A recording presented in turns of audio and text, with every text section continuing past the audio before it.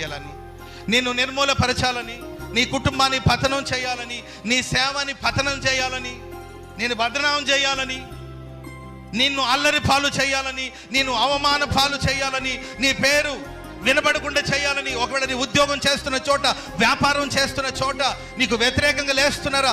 కలవరపడొద్దు. ఇశ్రాయేలు పరిశుద్ధ దేవుడు నిశ్చయముగా నీ శత్రుల కన్నుల ఎదుట నా దేవుడు నిన్ను లేవనెత్తబోతున్నాడు. కీర్తిని, ఖ్యాతిని, మంచి పేరు ప్రసాదించబోతున్నాడు. స్తోత్రం చెప్పండి గట్టిగా. హల్లెలూయా. వీడు ఎందుకు వచ్చాడో అనే స్థితిలో నుండి వీడు లేకపోతే ఎలా అని అనుకునే సందర్భాన్ని దేవుడు తీసుకురాబోతున్నాడు. స్తోత్రం చెప్పండి అందరు గట్టిగా. హల్లెలూయా. వీడిని ఎలా తప్పించాలో అని కోరుకునేవాడు కూడా వీడు లేకపోతే లేదే అనే స్థాయికి మిమ్మల్ని దేవుడు హెచ్చించబోతున్నాడు. గొప్ప నామాన్ని, గొప్ప పేరును, కీర్తిని, ఖ్యాతిని దేవుడికి ఇవ్వబోతున్నాడు. నిన్ను గురించి ఇక మీద మనుషులు గొప్ప సంగతులు చెప్పుకోబోతున్నారు.